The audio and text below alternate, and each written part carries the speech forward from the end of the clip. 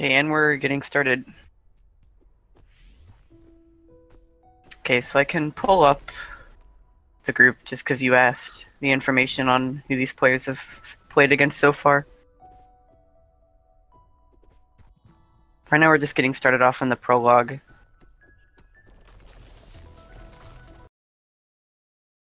It's more obvious while he's frozen. It's more obvious when they go across a really long bridge, jumping over and over. Each jump saves like 2 frames each time you do it, so it's just a little movement tech that you can do, especially so in the prologue.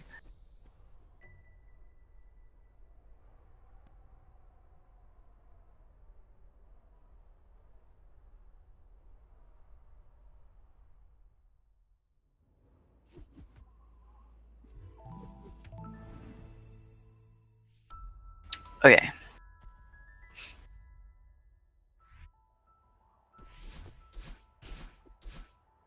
So starting off, this is chapter 1. It's pretty short, but has a lot of tricky rooms that get very optimized with the way that this game's movement works. So I'm missing a wall bounce there. He's trying to dash up into the wall that blocking like that. Basically, whenever you're dashing, you can wall jump with that speed, and that allows you to get a wall jump, but it maintains that speed for just a little bit longer. So it allows you to get a bit more height in the air. He's going to do it again there. And you can just get right into that crystal, which replenishes your dash.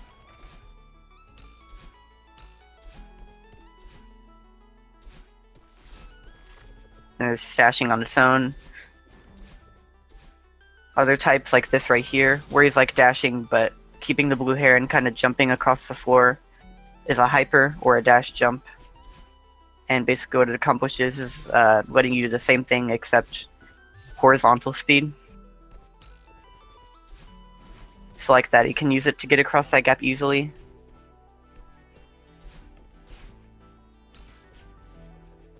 We'll climb up the top. Oh, he missed it. Okay, he's fine.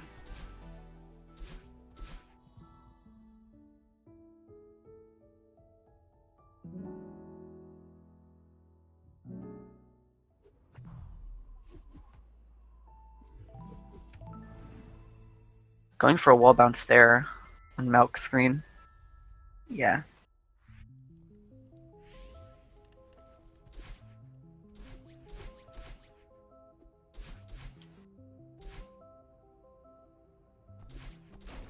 There's a form of hypering that you'll be able to see here where you can only dash once in the air, and that kind of limits how far you can go with your movement, but at a certain point in your dash, the game gives it back to you so you can use it again.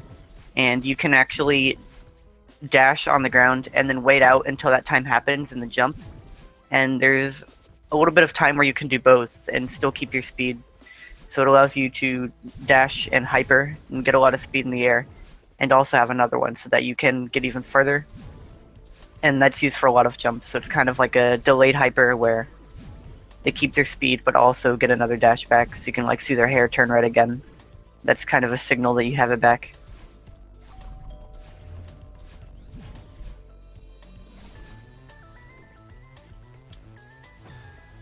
Having a little bit of trouble there because this section here, this enemy battling that's following him, the way it works is that it mimics your movement. Oh yeah, it's gonna be weird.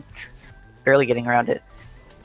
The way this enemy works is that it mimics your movement and does it replicated 3 seconds after you did it, so you can kind of manipulate it like that so that you can do set paths so that you can get around it. You basically set it up with your own movement. Okay, now that I have my commentary stream up, I can start.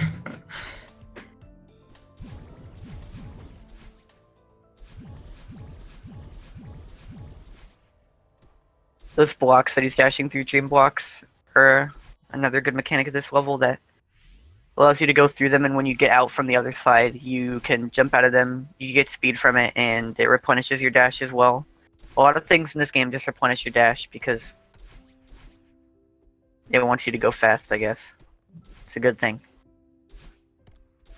Now this last section of Chapter 2, Scrublord just made it look very, very easy, and while there is nothing that can kill you, and so it is relatively easy, going fast is actually pretty difficult in that section, because there's a lot of just weird floor-like positionings, and so it's hard to actually not like run into a wall, or on that one screen there where the trampolines, those completely kill your horizontal speed, and so hitting those can slow you down a lot. Ooh, that's a painful one on Mal's side. It happens to me often enough. Oh, again.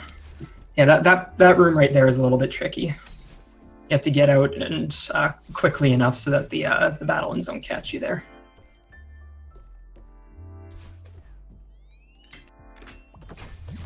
So the main gimmick that's introduced in Chapter 3 is the black things with red outlines that you see. Those are dust bunnies, and they're covered around each screen. Mainly just obstacles that they kill you as soon as you touch them. You don't have any health, like any mistake and you're just dead. So like a lot of the movement in this level is based on getting around the best possible cycle, because a lot of them will be spinning from a set point each time you enter a new screen. So a lot of it's just making sure that you get good enough movement to make the best cycle. Look right there.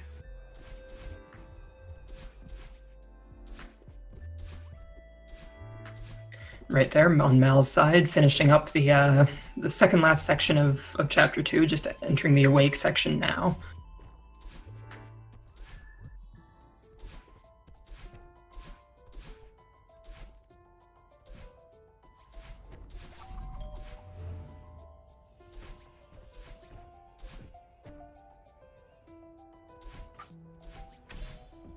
So right here on the left side is going to be something a little weird. Looked like he jumped off of that wall with spikes on it. If you're holding away from spikes that are on walls, they're not going to kill you, so you can actually, with a good angle, be able to still wall jump off of a wall that has spikes on them without having them kill you. And that's used a couple times throughout this run. That's one of the main uses of it.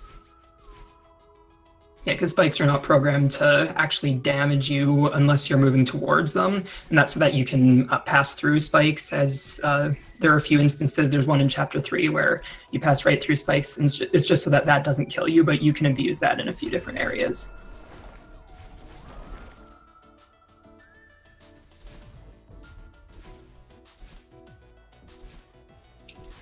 Now, Chapter 3, this section that Scrublord is in, it's called the Big Mess, and the big, sort of, I guess, gimmick of that area is that there are 3 different paths that you need to go down that have a button on the end of each path, and you can go down those paths in any order that you want. There's one order that's faster than all of the rest, though, which basically just what lets you know that it's the fastest is basically when you come out of them, it puts you near Oshiro, or the closest to Oshiro, because he's in a set spot after you've hit each of the buttons, and so just coming out the exit should put you right next to the next time you need to talk to him.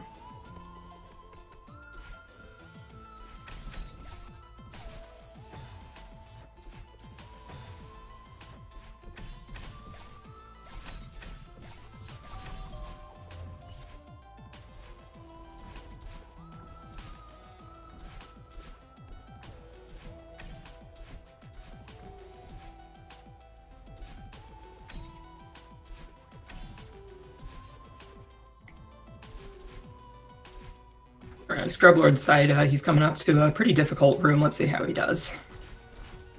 Perfect, right there. Yeah, that's a pretty difficult room, because getting the timing on all of those platforms, the platforms aren't very big, and so it's hard to get across them sometimes. And also, of course, there are the dust bunnies that are there that can easily kill you if you mess up a little bit, so very well done. Yeah, you have to be able to control your jump heights really well to be able to do that consistently. And then in that room, as soon as you make it to the key, just retry so that you can take it back to the start of the room. Yeah, because the key doesn't actually get reset when you die, and so you can just kill yourself and then get back to the beginning of the room. And you'll still have the key, and so it just saves a few seconds. Ooh, that was a good save there on Mal's side. Ran out of stamina a little bit early, but...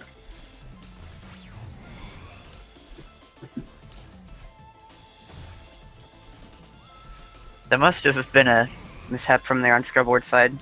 Dashing in the wrong direction straight into a dust bunny. Had to start that room all over.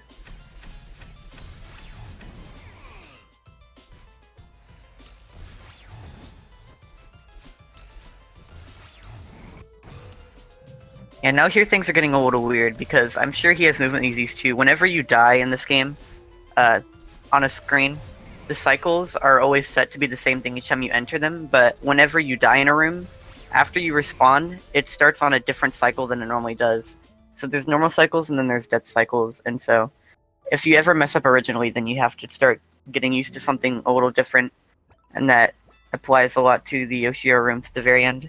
His movement is like set to follow you, so if you do the same movement, he's going to be in the same place every time. It's not random or anything like that.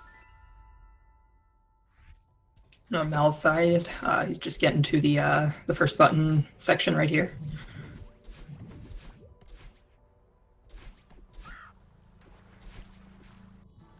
Now, Scrublord has just entered Chapter 4.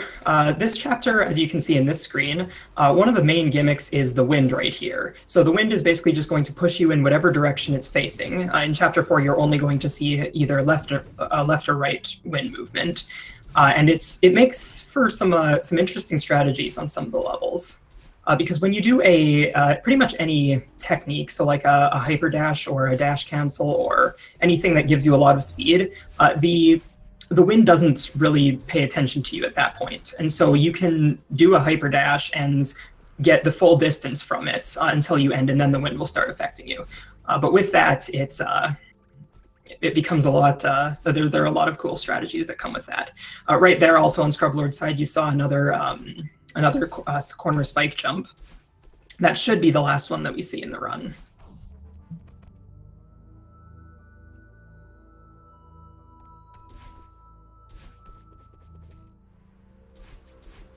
So the momentum that Madeline has in this game from any technique that you do is boosted if Madeline is also being pushed by a force at the same time. So those blocks that move in the direction that their arrows are pointing, you can use them in a lot of situations to, like, if they're going to the right, you can hyper to the right and get a lot more momentum from it. And he did that there to skip an auto scroller essentially and jump over a huge gap.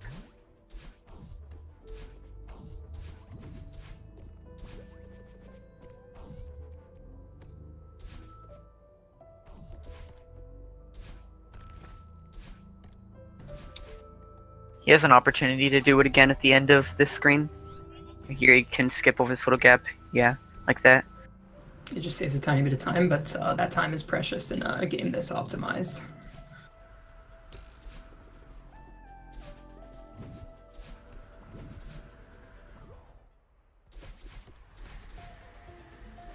So in this portion of Chapter 4, this is the cliff face, and the wind is much more amplified to the point where anytime you're like just walking normally, not dashing, Madeline will barely be moving at all. So basically the entire screen is just dashes and hypers and stuff like that. Movement can be pretty difficult, and there's also snowballs. Snowballs, oh, you missed it a little bit there. You can abuse them because they always come out from the same spot based on your position. So if you do the same movement every time, like I said with the Shiro earlier, then you'll get used to the positions that they show up in. So there's no more snowballs after that. He just got past the last one. Yeah, like there's some screens where you can do certain movements where you'll get them in a favorable position, and then you can like bounce on them or something like that, and it'll replenish your dash as well. That was a pretty solid ridge from him. On Mel's side, Mel has finally has gotten out of the big mess section and is moving into the elevator shaft section.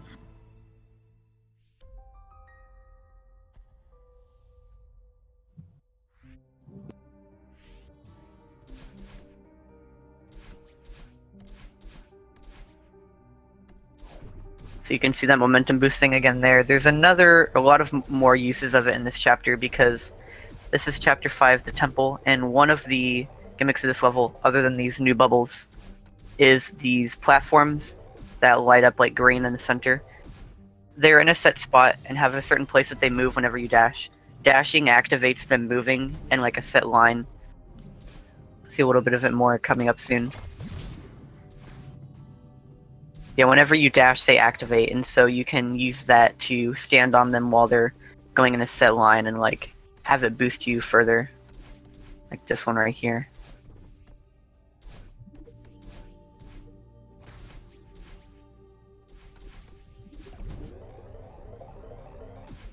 Scrublord opting not to go for double bubble skip, which at this point I don't know if anybody's going to be going for that in the tournament really.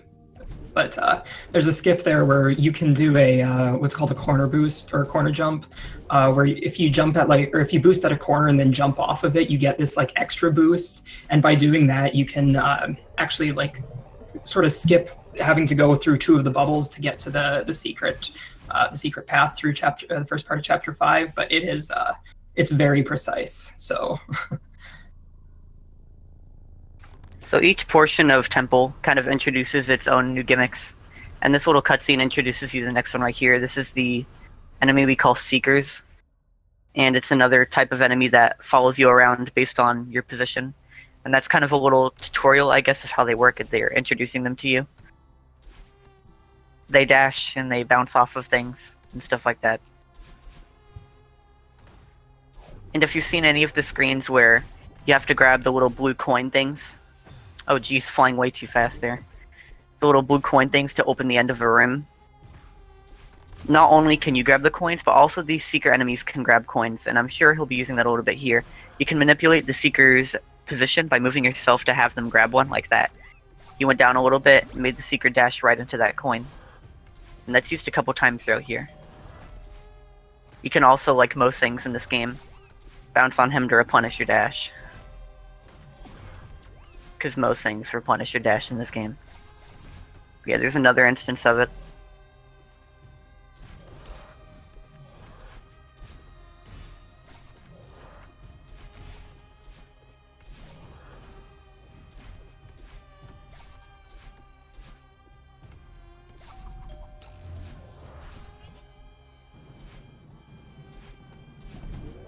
Okay, so that's out of the unraveling section.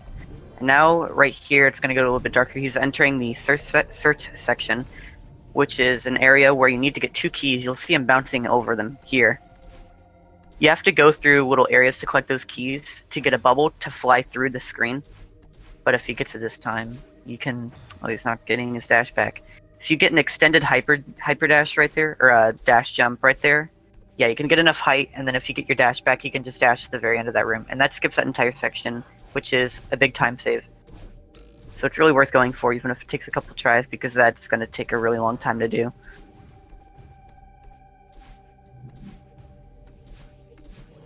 And as far as it goes, that the search skip is a relatively easy trick. Like, if you don't know about it, you won't be able to do it probably. But if you sort of understand the basic techniques of this game, then it's not too hard to go for. So it's definitely worth it.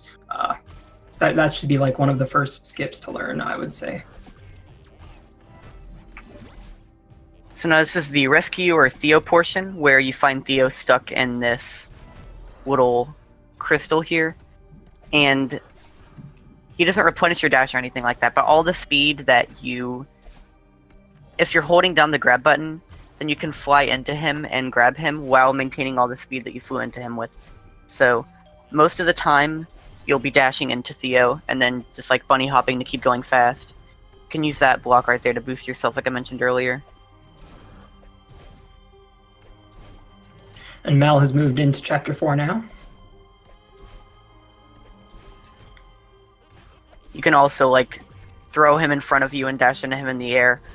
Or, like, dash up into him and get a little boost and climb higher while holding him. But yeah, played really well. Theo doesn't actually slow you down that much at all. And then you just throw him into the eye and the chapter's over. That was actually a really good last room from what I could tell from Scrublord, because normally there are those there are these like shockwaves that the eye shoots out that sort of push you back, but if you're dashing, you ignore them. But I didn't even see Scrublord get affected by that at all.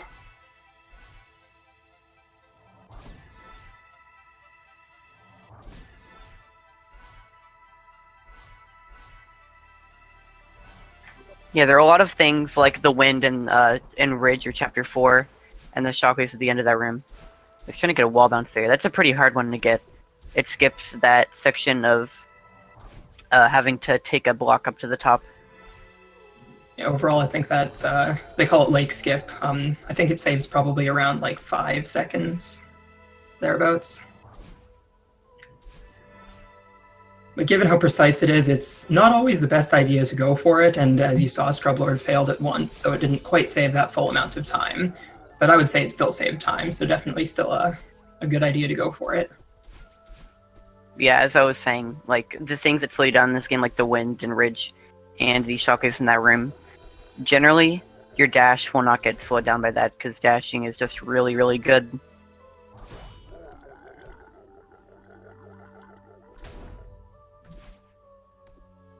But it will get boosted in places like that. He wall bounced off of that block right as it stopped so that he could get the wall bounce upwards momentum and the forward momentum that the block was giving him and just go flying past that gap.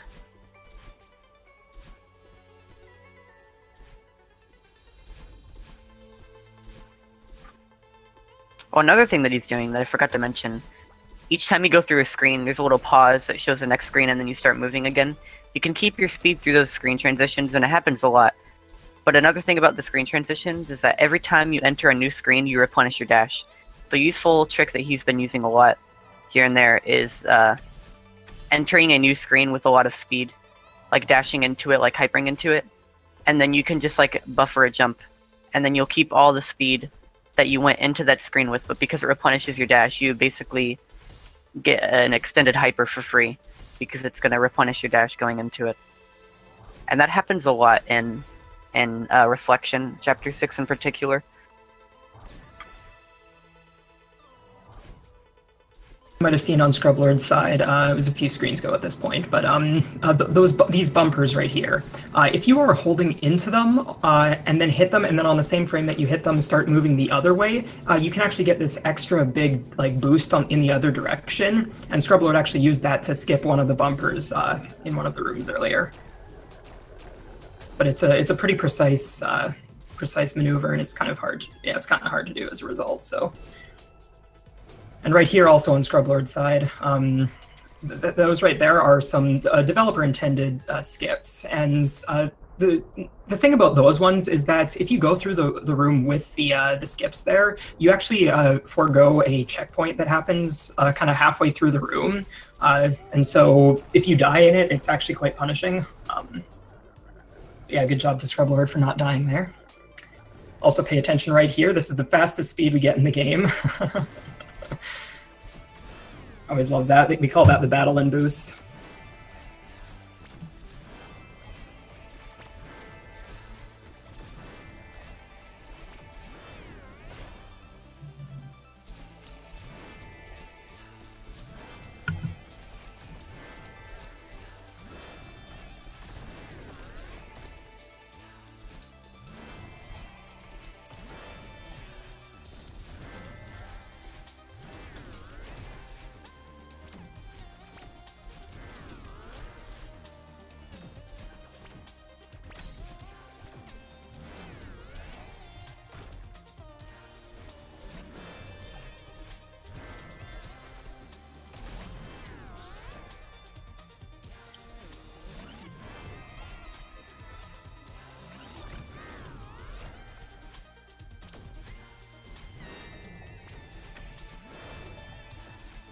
Ooh, that was a close one on Mal's side. But made it through that room. That is honestly one of the hardest rooms of Chapter 4.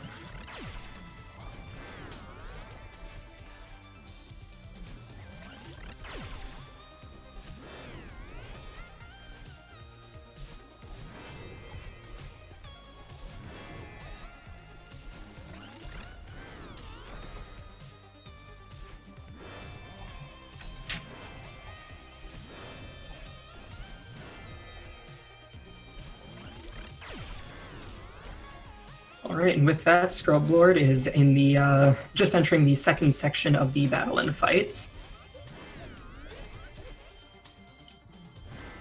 And Mal has finished Chapter 4 now, and can get into Chapter 5. So now here, some of the mechanics of the fight get a little bit more difficult. This is the remixed portion. As you're seeing, whenever he hits battle and enters a new section of the screen, different blocks start moving around. And the momentum that it gives us is actually very helpful, so a lot of the time he's going to be boosting off of them and stuff like that.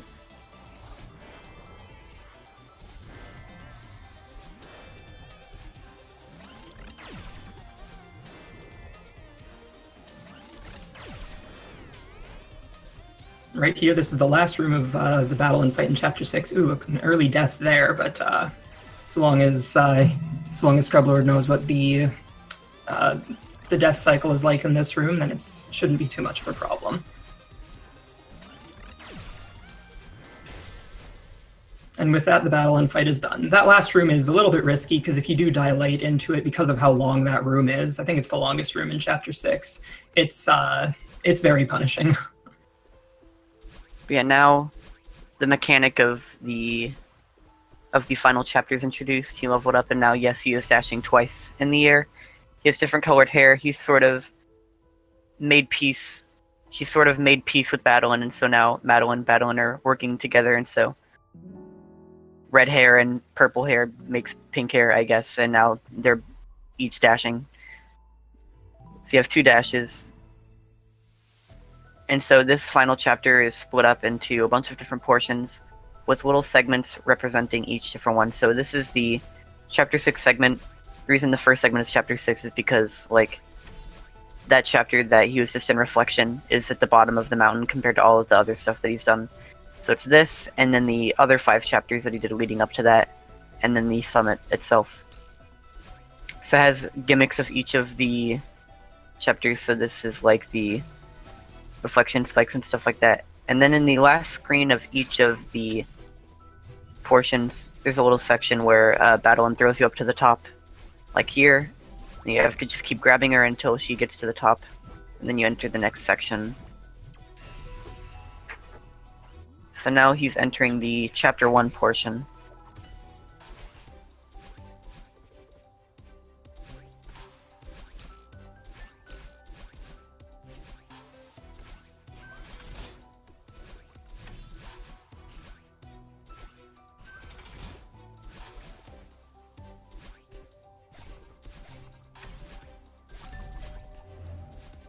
And on Mal's side, Mal's just starting out with the Seeker introduction, so making their way nicely through Chapter 5.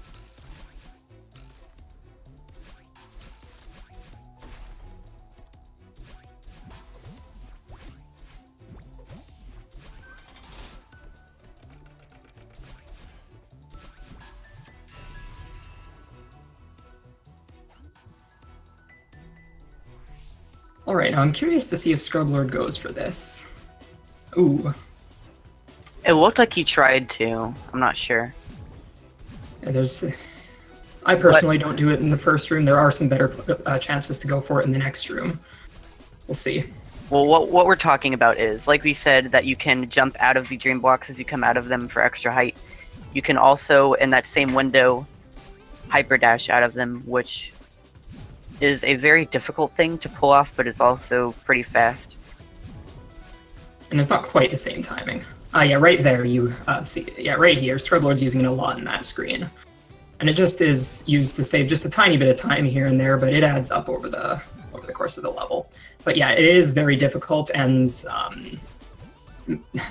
if you fail, or if you mess up the timing, you're pretty much always going to die. So, ooh, that was a close one on Mel's side. Just barely got out of the way of the Seeker there in time. And here Scrublord is in the 1500 meters section, or the Chapter 3 section, and of course, just like Chapter 3, there's a lot of cycles in this part of the chapter, and this is honestly probably one of the hardest parts of the entire game. So we'll see how Scrublord handles it.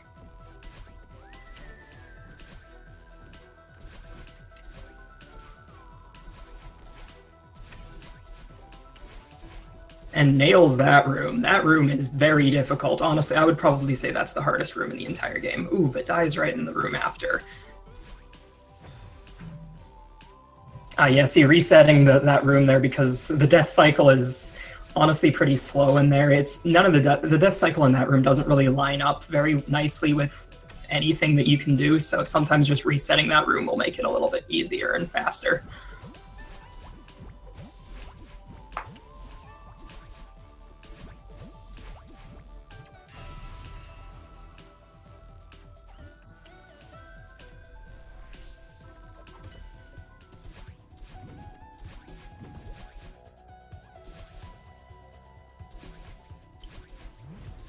So that path that Scrublord just took is actually sort of a secret path. It has a hidden strawberry on it, but if you actually do what he did to get into the room a little bit faster, it's actually the faster method to go, because the other rooms that you can go through are a little slower.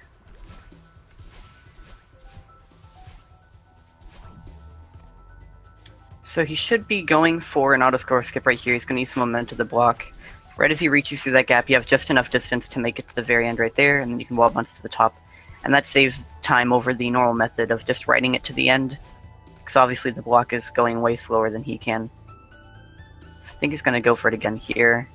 Yeah, just wall bounce up to the top. Don't have time to wait for those. That one saves even less time, though, so that one's a little bit risky to go for.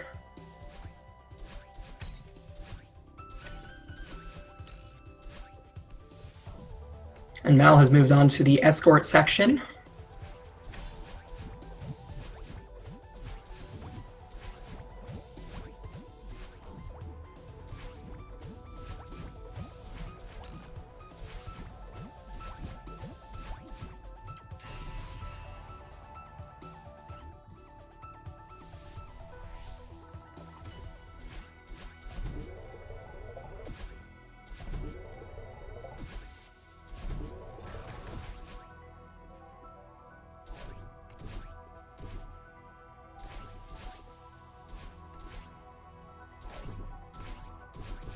And nicely done on for Scrublord on that screen. That screen is very difficult.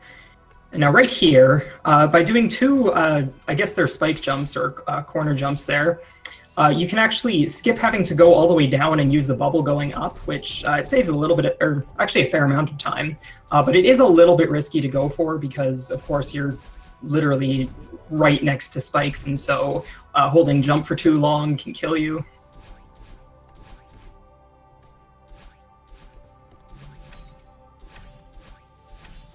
And Scrublord gets the infamous door skip first try by just dashing right underneath the doors. You can save just a little bit of time. I think it saves a couple seconds over doing the room normally.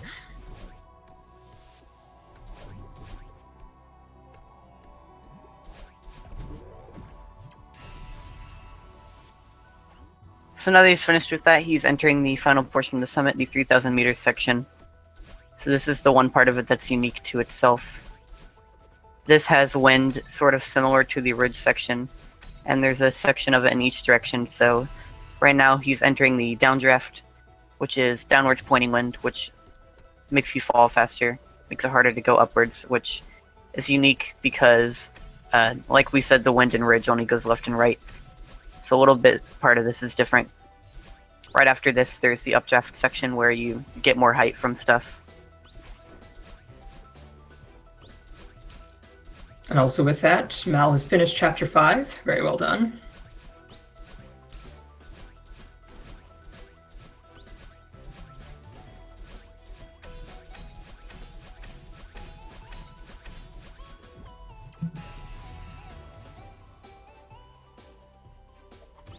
So now this is the updraft. It's going way higher using wall bounces to get straight up to there. Yeah, the movement is a lot more floaty in this section, but if you do hold down while you're falling, you basically negate all of the wind's effects, and so it makes you just fall at the normal speed, or at the normal speed that you would when you're holding down.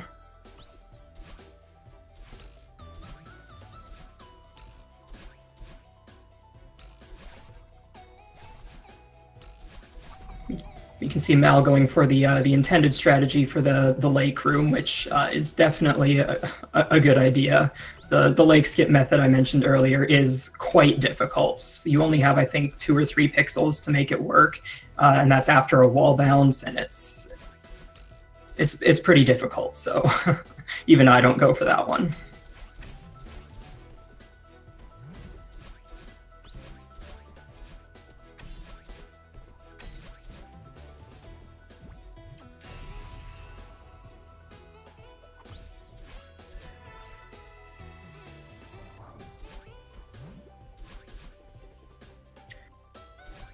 Alright, and with that, Scrublord is on the last room of the entire game. This is a pretty long one, though.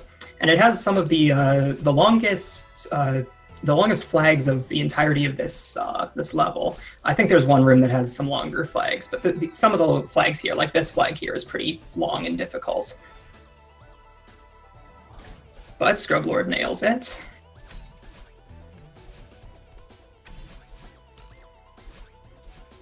Ooh, that was just a little bit off there. Yeah, flag 2 can be a bit of a tricky one.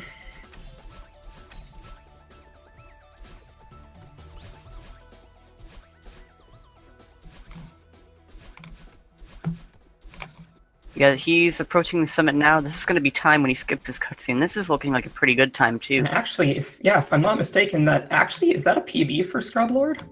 The PB that's listed on speedrun.com is a 32:57, and Scrublord just beat that. So is that a new PB, or is speedrun.com a little bit outdated? Yeah, unless if he has one that's actually better and he just hasn't posted it yet, that is a PB. It was a pretty solid run from what I saw of it. Yeah, definitely. And 22 deaths, that is pretty good.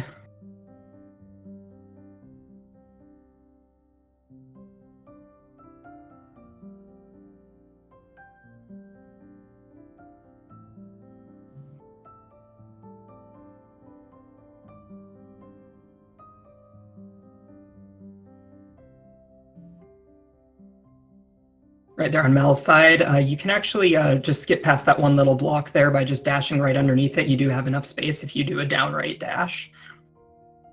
And also another thing that I don't believe we brought up about Chapter 6 is that there are actually, in this first section, there are a number of branching paths that you can take. There's the top route and the bottom route, and it's really like, you can really take whichever ones you want. None of them are like ridiculously faster than the others or anything. So a lot of it's just personal preference.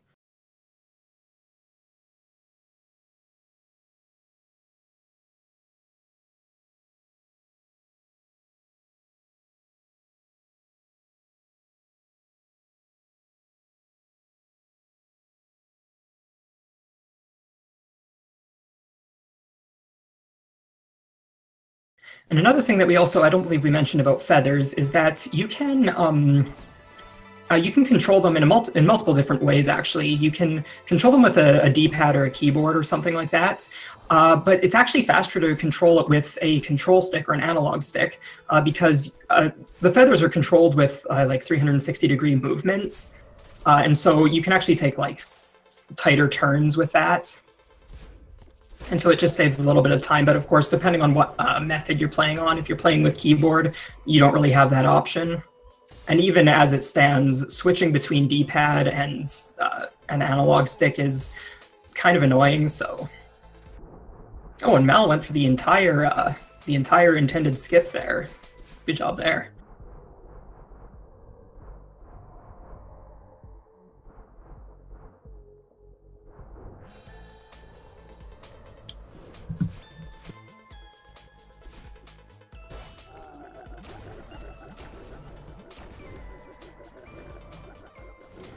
Alright, and Mal coming up on the battle and fight right away here. Getting a nice boost off of the Kevin block there.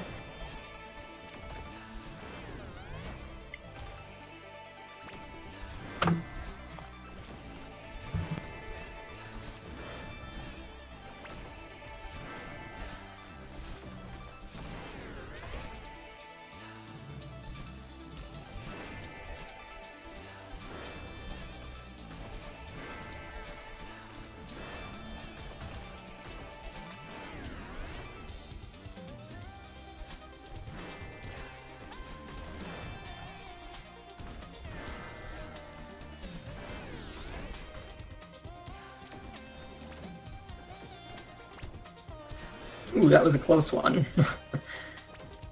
Battlein will always shoot those energy balls on kind of on a cycle, and so if you have the same movement, you should always be able to avoid them. But if you get off the cycle, you kind of have to ad-lib a bit. Ooh, I don't know if I agree with that one. That can happen sometimes, because whenever you get close to Battlein, she kind of like moves away from you a little bit. Like she'll stay in the same general area, but if you go towards her, she'll like move away a little bit, and sometimes you can like just barely miss her because you kind of just like circle around her and she moves out of the way. It's really annoying when that happens.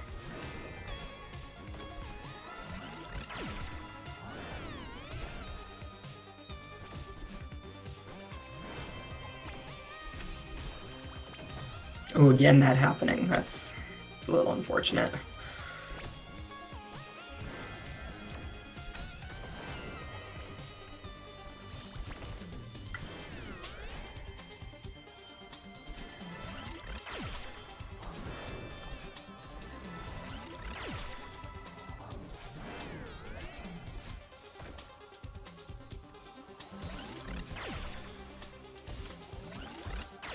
Ooh, that was a close one there. That room right there is a little bit tricky.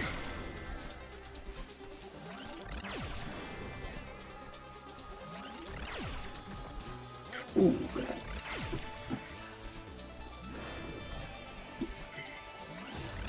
Dying at the end of this room can be pretty punishing as well. I know it's happened to me way too many times.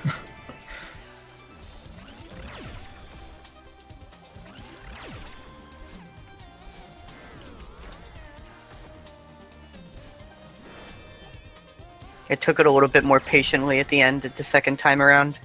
Navigating through those little holes right there that you have to jump through can be pretty annoying, and it comes at the very end of a long screen.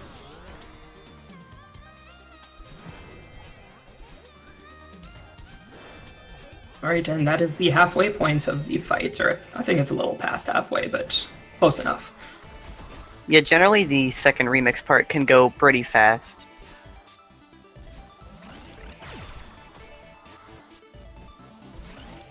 I love that strat there. Doing the hyper dash, just barely missing out on all the spikes and hitting Battle-In.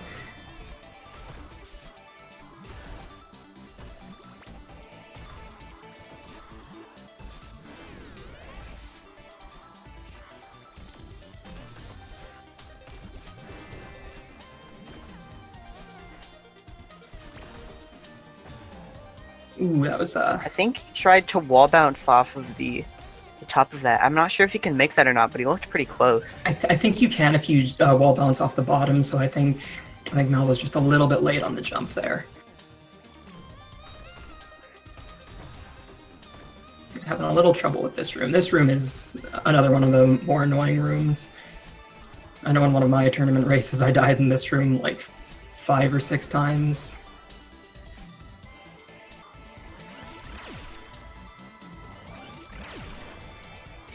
Generally, the more annoying screens in this game, when you die on them, you may get it first try a lot of the time, and then you die on it one time.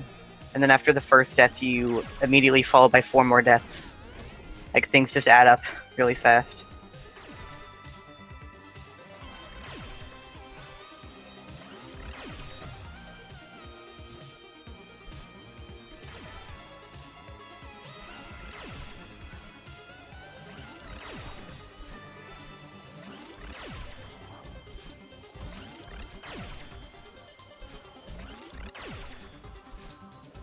And with that, Mal has finished the Battle-In fight. The Battle-In fight is always a pretty difficult one, so it's a very good job there.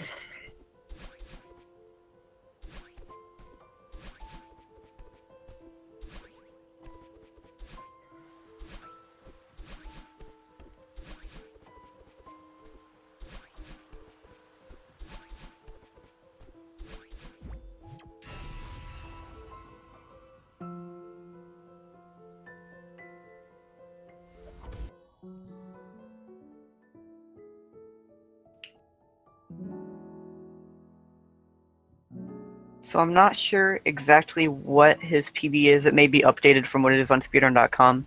But assuming that it is the same that is shown on that website, he's on pace to destroy it with this summit.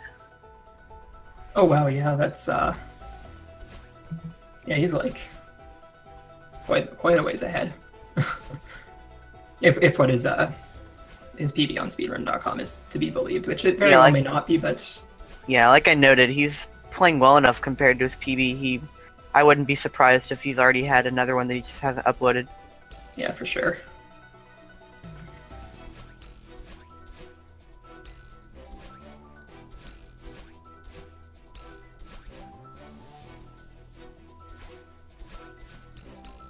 Going for the skip there. Nice. Nicely done.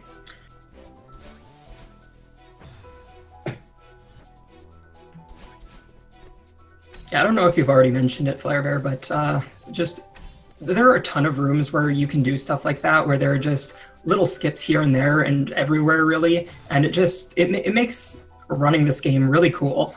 There's just so many routes that you can take through each room, and it was designed that way especially, so that's just one thing that makes this a very good speedrun. Yeah, like, just because of how much freedom you have to pick and choose what strats you do, and that you can use that to kind of gauge your own progress, like what you're willing to go for and not. There's not that many skips in this game where it's like, okay, you have to grind out this one strat or else you just can't do this room, you have to do it the normal way. Like, generally, most of the time, you can just, if you're not consistent at something, you can figure out something that works for you. And, like, I've noticed just, like, watching a lot of the top runners of this game, like, even though they're going for, like, optimal times, it's like, they all have such a varied, like, strats for so many rooms. Like, there's really a lot of freedom to pick what you want to do.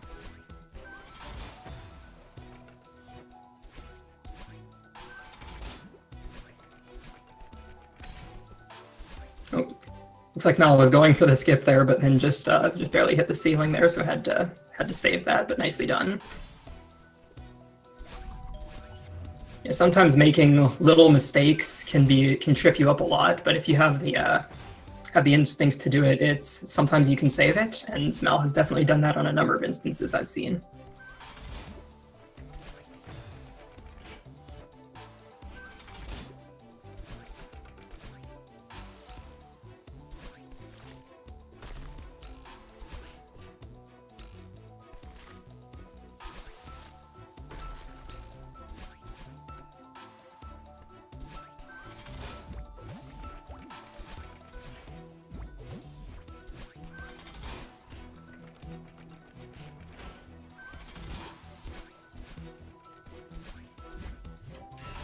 Yeah, the hitbox on the battle and circle there is kind of a little finicky sometimes. Sometimes it'll look like you've gotten it, but it won't connect.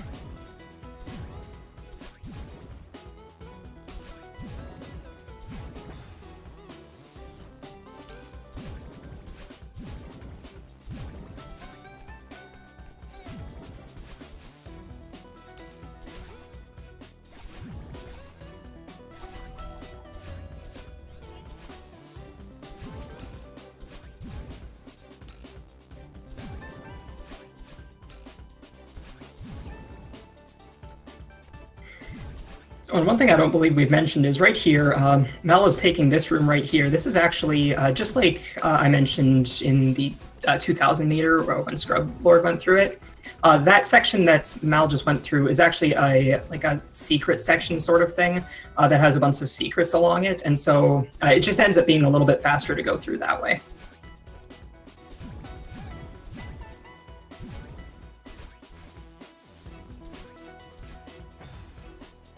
I believe those are used, like, 3 times throughout Summit. There's another one in 1500 that we didn't talk about.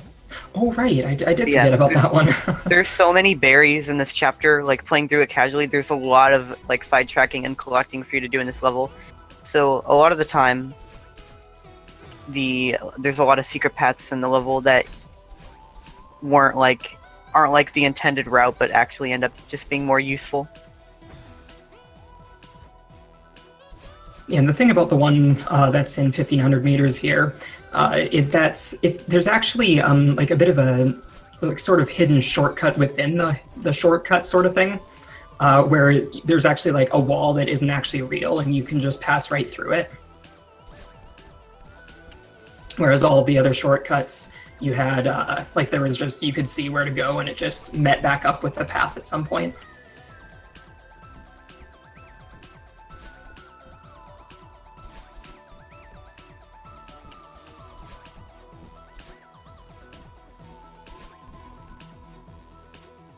I didn't even know you could stand there. I didn't know there was a spot there. Interesting.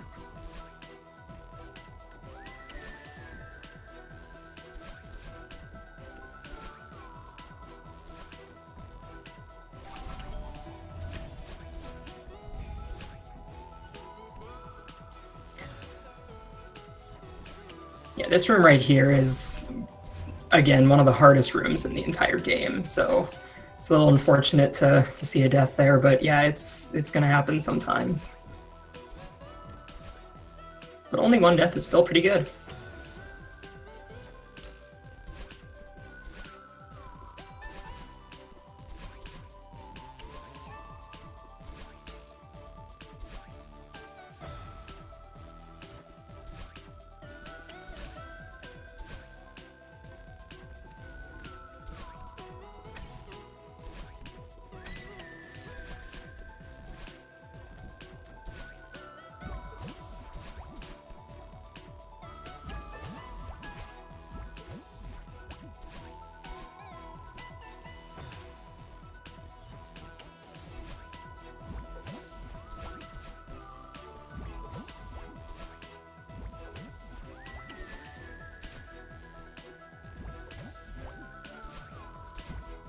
Overall, that was a pretty good 1,500 meters for Mal. I didn't see a lot of deaths, aside from one of the first couple rooms, just getting tripped up a little bit. But overall, I think I only counted 2 after that, which is pretty good considering, you know, the 1,500 meter section is, again, one of the hardest sections of the entire game.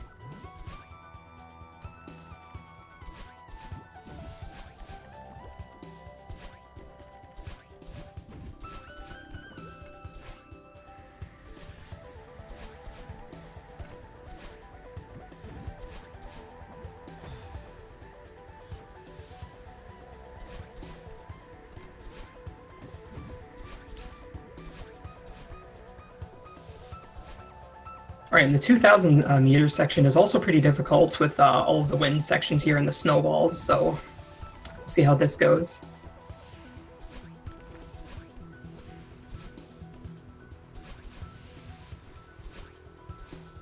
Nicely done. That room is pretty difficult. I don't remember if I mentioned it when Scrublord went through it, but that is a very difficult room. Opting not to go for the auto-scroller skip there. It is a pretty difficult trick.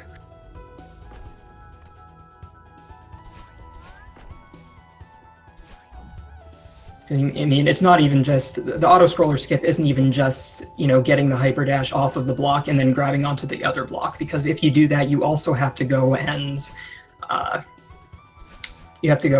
do a wall boost off of this tiny little section of wall right after you get on top of the wall. So it can be a little bit tricky after that as well.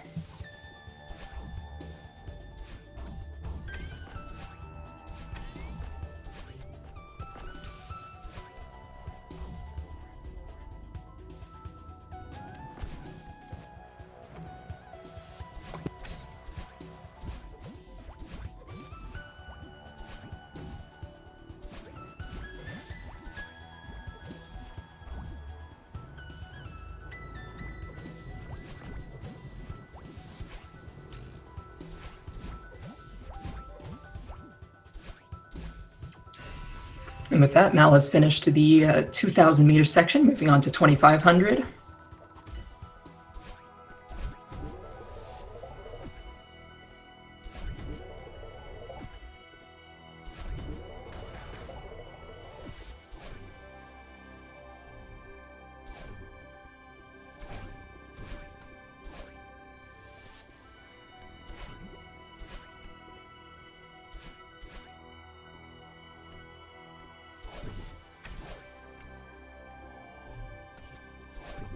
Taking that room a little bit slower, but that is definitely a good idea because that room is very hard to do fast.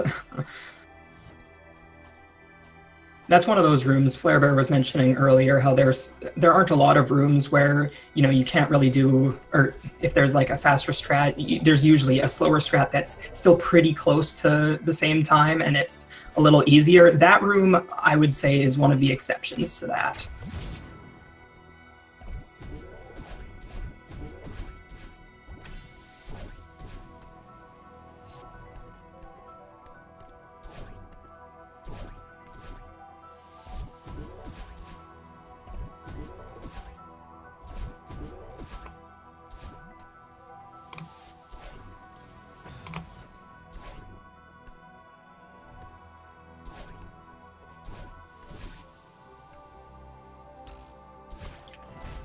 not going for door skip, but that is definitely okay because door skip honestly doesn't even save very much time. It's pretty much one of those tricks where it's not really worth it to go for unless you pretty much need to go for it. Oh, actually going for half of the door skip there, but just dying there. Again, it is a bit of a risky trick to go for.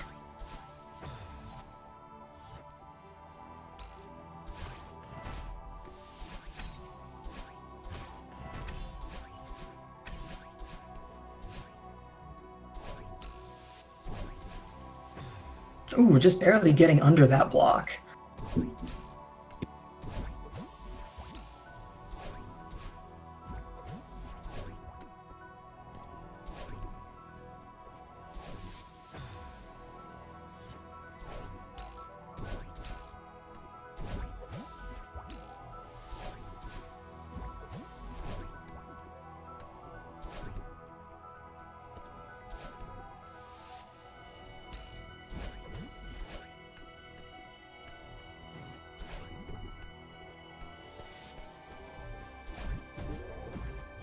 All right, and now Mal is moving on to the final section, 3,000 meters, and on pretty decent pace. Again, if Mal if the time that Mal has on speedrun.com is accurate, then this is definitely on track to completely destroy that time.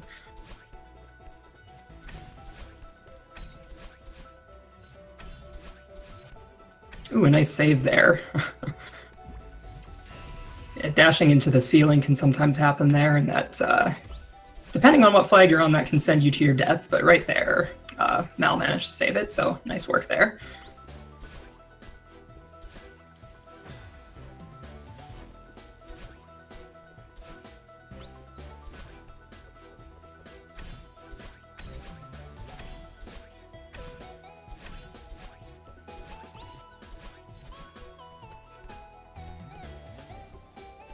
Oh, right there, noticing halfway through the climb that's didn't have a dash, so good going back for it.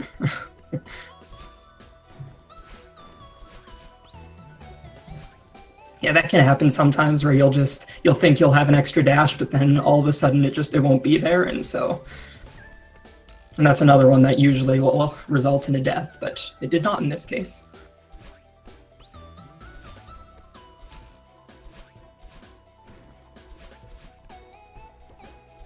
Yeah, so as we mentioned earlier, when Scrublord was going through this, the wind is blowing down here, which really intensifies the gravity of this area, and it can actually make this area really difficult. But Mal got through that pretty nicely.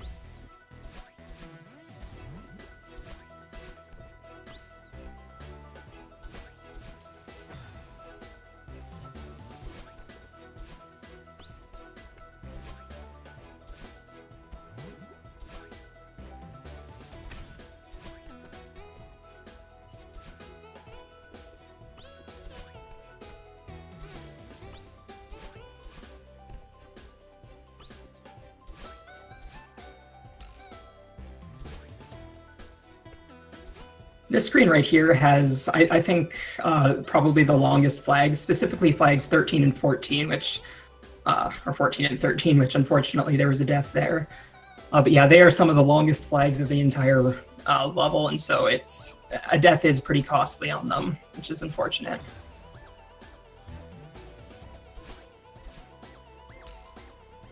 It doesn't help that they are pretty difficult flags, too.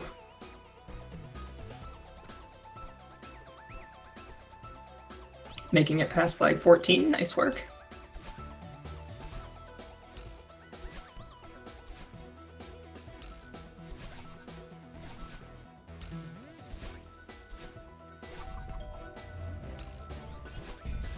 Ooh, just barely moving past the spikes there. That last, those couple dashes up at the end there can be really risky sometimes. You have to, I mean, they're required, so you have to do them, but they're pretty difficult.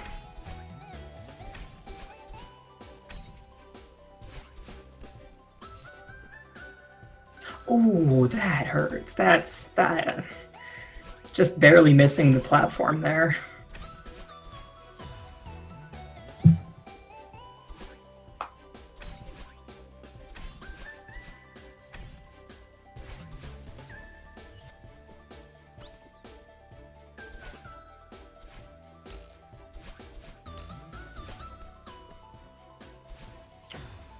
Ooh, another late death there. Flag 10 is always an annoying one. So, some pretty precise jumps and dashes that you have to do. I've definitely died on it a fair number of times. Okay, I've returned. Welcome back.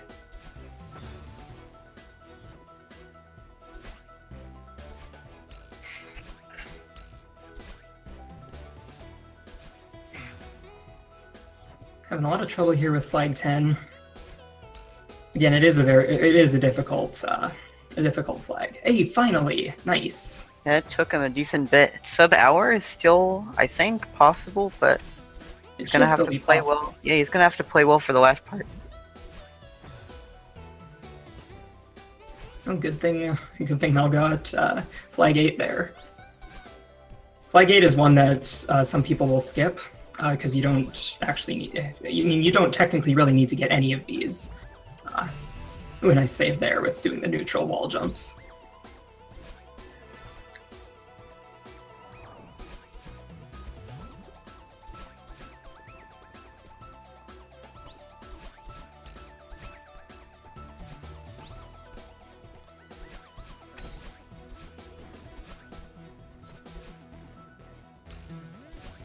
If he doesn't die here, I think he can barely clutch it out. I'm not sure. Getting onto flag 3 there, just a couple left to go. Oh no. Yeah, hadn't had a death in the neutral section up until that point.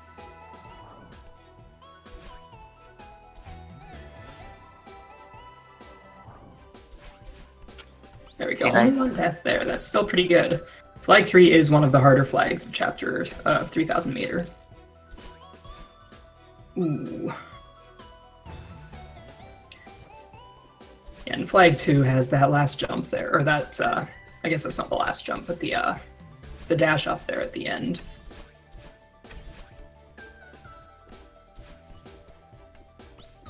And reaching flag 1, the run is almost over, just has to get up the rest of the mountain, and this is still going to be very close to sub 1. I'm curious to know if that is a PB.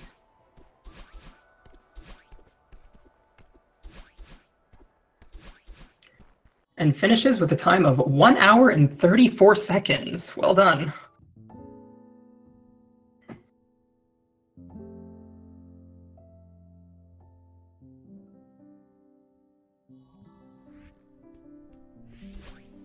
All right, we can see if either of the racers want to come in for a bit of an interview, but actually I think Scrublord already left, but we can definitely see if Matt wants to come in.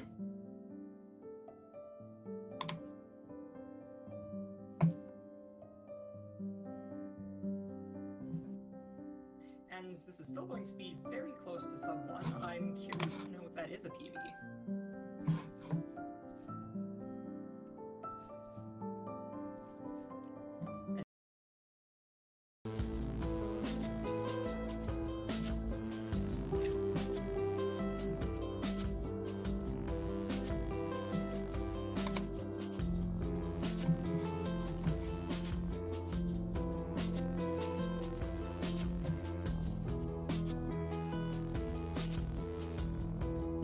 All right, it looks like we're going to be able to get Mal to come in.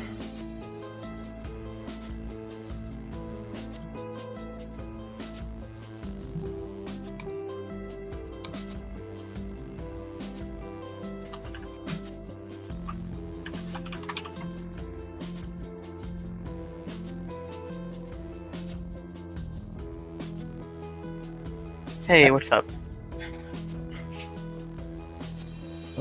Not much up. Huge PB. A huge PB? What was your PB before this? Around 1 hour, 10 minutes. Okay, so it was updated from what it was on speedrun.com, but still a monster PB. Well done there. Yeah, thanks. It was a good run. Actually, I didn't expect that. Kind of. To shave off another 10 minutes. Yeah, no, especially there, it's very good. You'll definitely get sub 1 very soon here, like next run. I definitely hope so, yeah. It was really close. So Scrublord finished like in half an hour ago. GG, man. Well played. Scrublord did do very well. Congratulations to him for winning.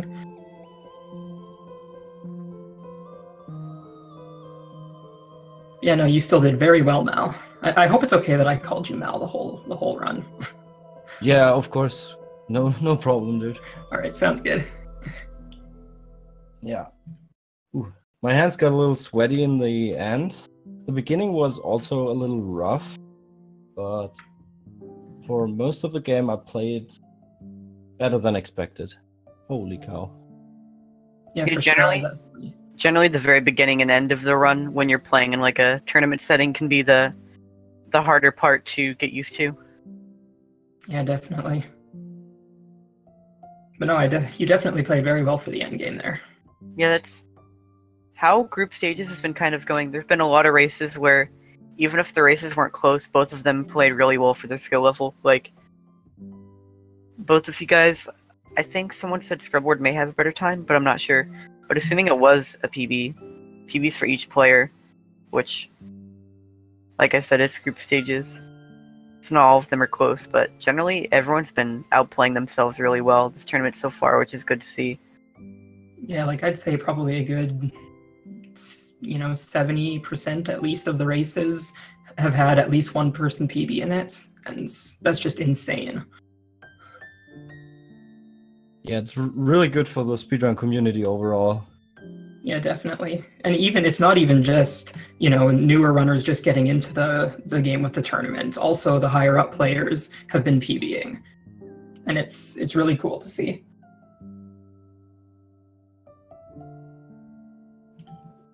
Yeah, this is just giving people a really good reason to start putting work into the game. And generally there's a lot of time to do it because there's a lot of group stage matches for each player to play, and the top 4 will make it out into bracket. So there's a lot of stuff that you can get into. You have a lot of time to work on it. All right, so we should probably start closing this up pretty soon, but I do want to ask, do you have anything you want to say, Mel, to the people on stream? Do you have any races coming up still? I have one race coming up on Tuesday, 4 p.m. I'm really looking forward to that. Racing is always great fun. Yeah. Oh yeah, for sure. I definitely haven't done enough of it recently, but yes. Yeah, thanks for doing commentary last minute, guys. Yeah, no problem. It was a lot of fun.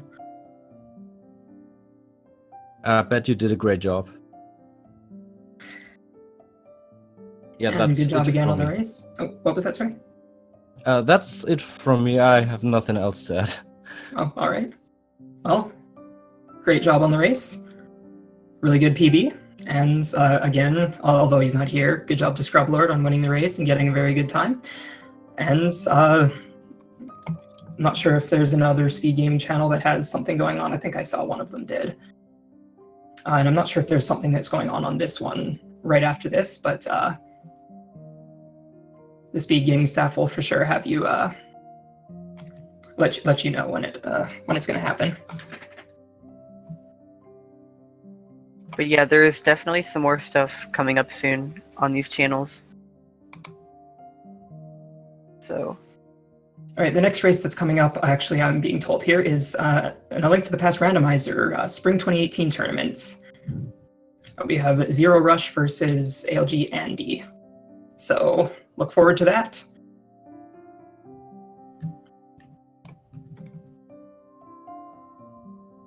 Yes, like you said, link to the past coming up next, but thank you for watching this Celeste race. We'll see you guys later.